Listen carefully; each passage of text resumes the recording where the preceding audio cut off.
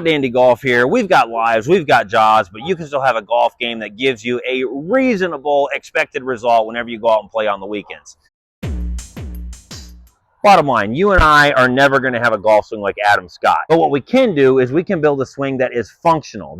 A good golf swing is a lot about just building good, consistent habits. And it's kind of like brushing your teeth. If you don't brush your teeth, you're probably going to get some cavities. You're going to have to go to the dentist and get a bunch of work. Same thing with golf. If you don't build the right habits, the right disciplines, probably going to get some big-time cavities in your game. You can do some really simple things. First thing to work on is your stance width and your ball position. Anyone can do this in your own backyard, even in your house. This is something simple to work on. I think with a lot of fundamentals, there's acceptable ranges of stance width, ball position. I personally have a dowel here that is about 14 inches. It's good for me for an inside stance width.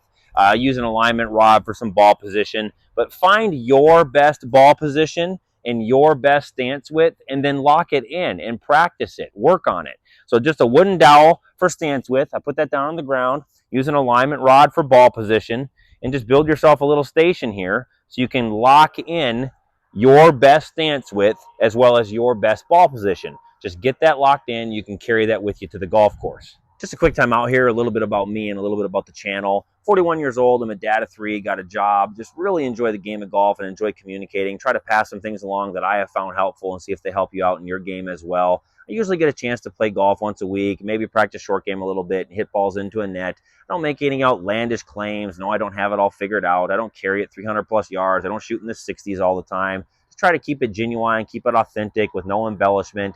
My last several casual rounds, I've had 77, 73, 82, 76, 69, 70. So there's a range there. The only claim I'll make is that I can break 80. My last competitive qualifier, I had a 79. Nothing crazy, but did break 80. Try to play 2 or 3 of those qualifiers every year. I enjoy that arena. It's a great crucible to test out where your game is really at. So just try to share some practical and realistic feedback with the game of golf and with this journey that we all are on. I know I'm a smaller channel, trying to build it up there in subscribers. If you're into this sort of thing, I'm a real dad with a real life that really enjoys the game of golf. I'd really appreciate it if you tap subscribe. Would love to have you along for the journey.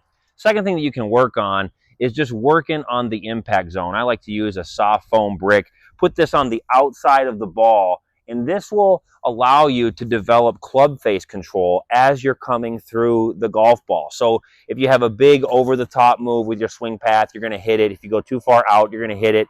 But just work on consistently hitting balls with something soft on the outside of your ball, whether that's a head cover, a foam brick, something like that, and just consistently do that. Again, this is just like brushing your teeth. This is going to make sure you don't get cavities in your golf game. Just consistently hit balls with something on the outside of your ball. That's going to train you to come through the impact zone in an effective manner and not get all crazy with your swing pass. So third thing you can work on is just buy yourself some athlete's foot powder spray and work on making center face contact. In this world where there's all kinds of technical jargon, a lot of times what's forgotten is just making center face contact. Get some athlete's foot powder spray it on the face there, and work on making center face contact.